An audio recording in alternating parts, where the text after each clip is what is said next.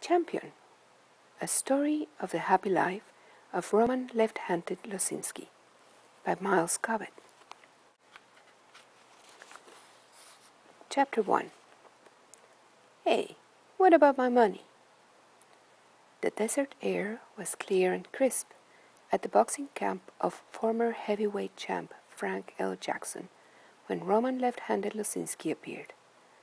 Roman had answered a help-wanted ad in the Sedona Times-Courier for a gardener's helper.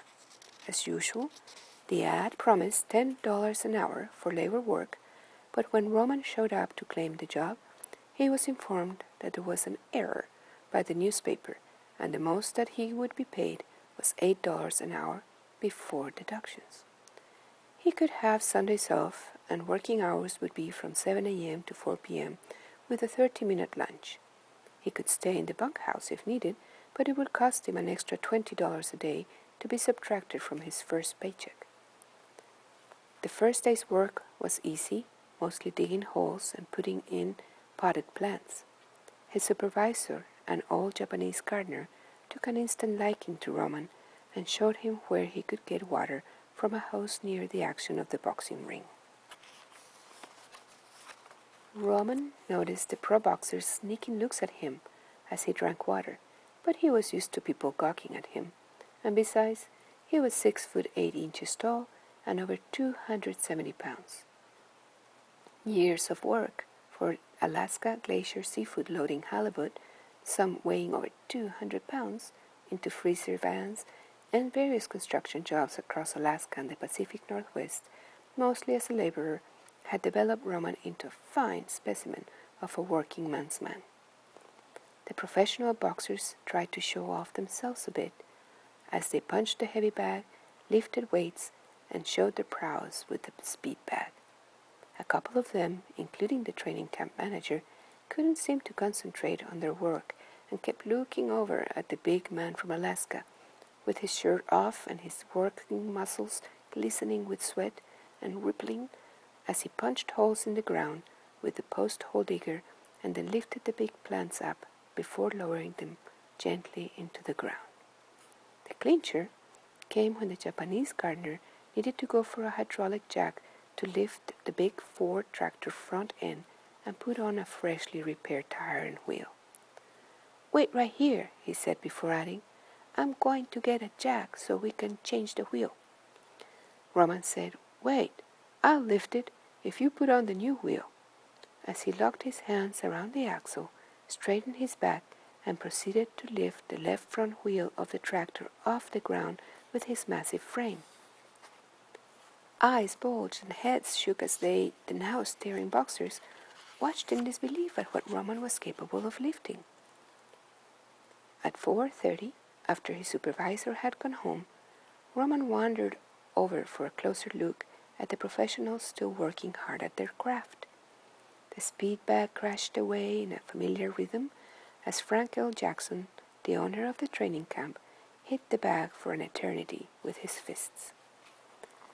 Speed, timing, and finesse are what a great fighter needs.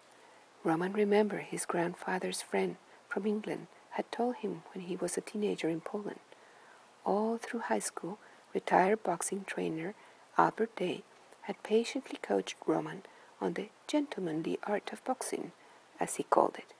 The lessons served Roman well in after-school boxing bouts, and he later applied them once or twice while serving in the Polish army. "Hey, you," the fight camp manager called to Roman. "Do you want to make some quick cash for half an hour's work?" "Yeah, sure," he replied. "Okay, here's the deal. We need a new sparring partner for our boys.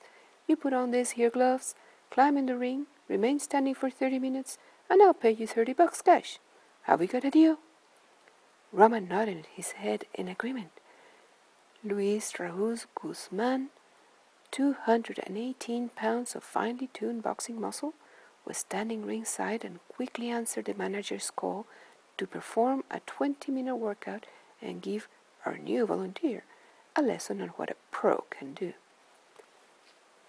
Guzman advanced. The volunteer stepped backwards cautiously. Roman gathered his wits and began remembering back to the lessons from Albert Day.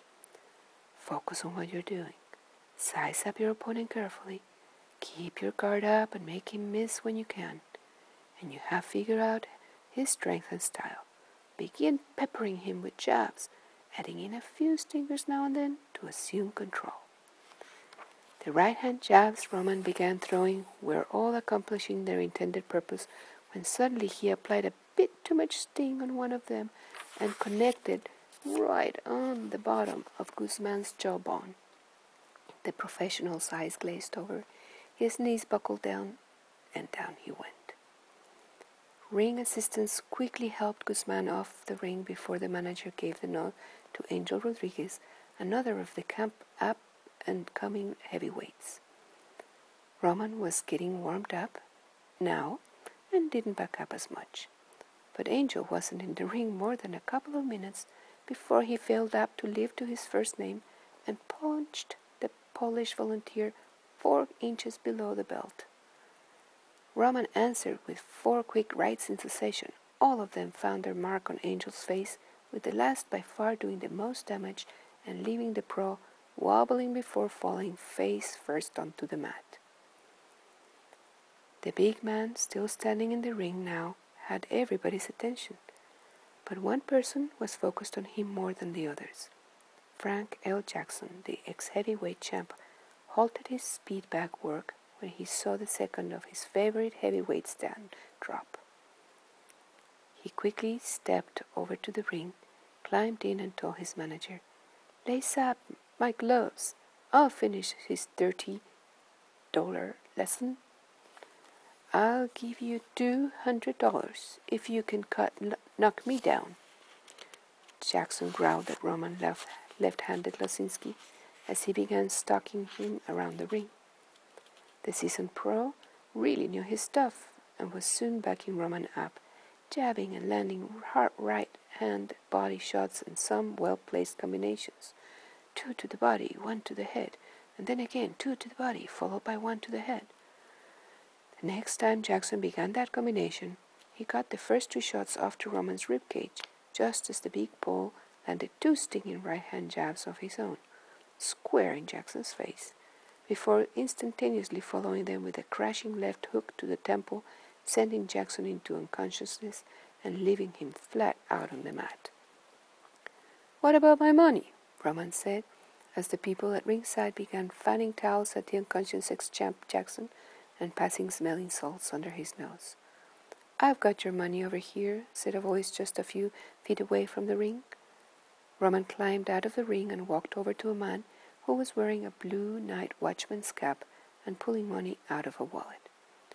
$230 cash, said the man. "Is that right?" Roman nodded yes. "And will you step over to my car so we can fill out some paperwork?" the little man asked.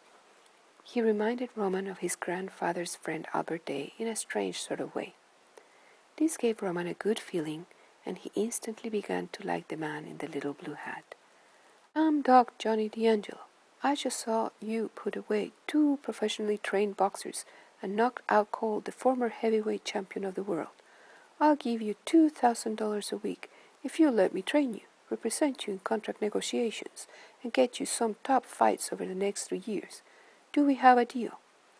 Roman nodded yes, as he began to like his new boxing coach more and more, and the 2 of them drove off down the lane, leaving Roman's $8 an hour job and a ring full of confusion behind them. What will happen next?